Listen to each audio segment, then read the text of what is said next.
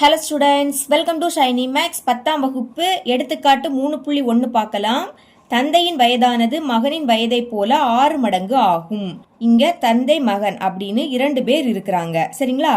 தந்தையோட வயதை நான் எக்ஸ்ன்னு எடுத்துக்க போறேன், மகனோட வயதை ஒய்ன்னு எடுத்துக்க போறேன். எழுதியிருக்கேன் பாருங்க. தந்தையின் தற்போதைய வயது ஈக்குவல் டு எக்ஸ் வருடங்கள், மகனின் தற்போதைய வயது ஈக்குவல் டு ஒய் வருடங்கள். இனி கொஸ்டினை ரீட் பண்ணலாம். தந்தையின் வயதானது மகனின் வயதை போல 6 மடங்கு ஆகும். அதாவது தந்தையோட வயது எதுக்கு சமமா இருக்குன்னா மகனின் வயதை போல 6 மடங்குக்கு சமமா இருக்கு. தந்தையோட வயதை எக்ஸ்ன்னு எடுத்துக்கிட்டோம். இது எதற்கு சமமா இருக்குன்னா மகனோட வயதுல 6 மடங்குக்கு சமமா இருக்கு. மகனோட வயது ஒய் 6 மடங்கு. அப்போ 6 பெருக்கிறணும். ஞாபகம் வச்சுக்கோங்க, மடங்கு அப்படின்னாலே பெருக்கணும். அடுத்த கொஸ்டினை பாருங்க. 6 வருடங்களுக்கு பிறகு தந்தையின் வயதானது. இப்ப இங்க 6 வருடங்களுக்கு பிறகு, உதாரணத்துக்கு உங்களோட வயது 10, 6 வருஷம் கழிச்சு உங்களோட வயது என்னது? 16. எப்படி கண்டுபிடிச்சிங்க? ஃபர்ஸ்ட் உங்களோட வயது 10, 6 வருடங்களுக்கு பிறகுன்னா அந்த 6 10க்கு கூட கூட்டிடணும். கூட்டுனா 16 கிடைக்கும். இங்கே அதே மாதிரிதான். 6 வருடங்களுக்கு பிறகு தந்தையின் வயதானது. இப்ப என்ன பண்ணணும்னா தந்தையோட வயதுலயும் 6 கூட்டணும், மகனோட வயதுலயும் 6 கூட்டணும். முதல் கூட்டிடலாம்.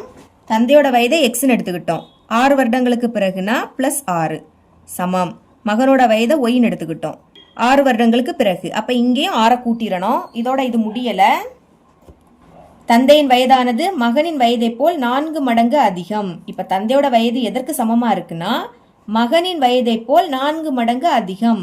மகனின் வயதை போல், அப்போ மகனோட வயதுல இந்த 4 பெருக்கிறணும். மடங்கு தானே, அதனால பெருக்கணும். இது தந்தையோட வயது, இது மகனோட வயது.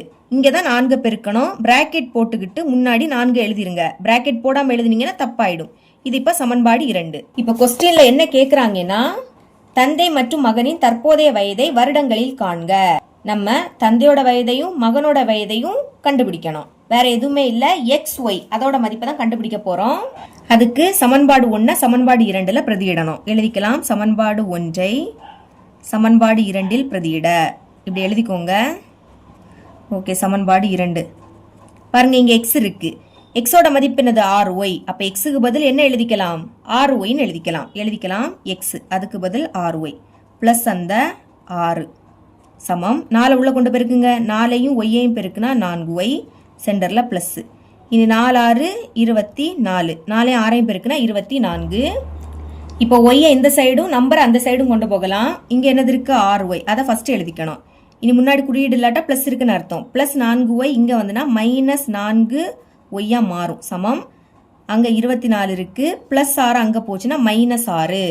இப்ப மைனஸ் கழிங்க. 6ல இருந்து 4 கழிச்சா 2, 2லயும் ஒய் இருக்கு. ஒய்ய ஒரு வாட்டி எழுதணும். சமம் 24ல இருந்து 6 கழிச்சா 18. இனி ஒய் தான் வேணும், அதை மட்டும் இங்க வச்சுக்கோங்க. அங்க 18 இருக்கா? 2 இங்க பெருக்கல்ல இருக்கு. இங்க வந்துன்னா வகுத்துல மாறும். அப்ப பைக்கு கீழே அந்த 2 எடுத்து எழுதிக்கலாம். இனி 2ஆம் வாய்ப்படி கேன்சல் ஆகும். 1 2 2 9 2 18. இதுக்கு மேல கேன்சல் பண்ண முடியாது. அப்போ y ஈக்குவல் டு மேல பாக்கி 9 இருக்கு. கீழே 1ன்னு எழுதிக்காண்டாம். இப்போ ஒய்யோட மதிப்பை கண்டுபிடிச்சிட்டோமா? இத சமன்பாடு 1ல பிரதியிட்டா எக்ஸோட மதிப்பு கிடைக்கும். இப்ப சமன்பாடு 1 அப்படியே எடுத்து எழுதிக்கலாம். X equal to 6y. சமன்பாடு 1 எடுத்து எழுதியாச்சு. முதல்ல இந்த 6 எழுதிக்கலாம். இடையில எதுவும் இல்லாட்டா பெருக்கல் இருக்குன்னு அர்த்தம். அப்ப பெருக்கல் ஒய். ஒய்யோட மதிப்பு என்னது? 9. அப்போ ஒய்க்கு பதில் 9. இப்ப பெருக்குங்க. 6 9 54.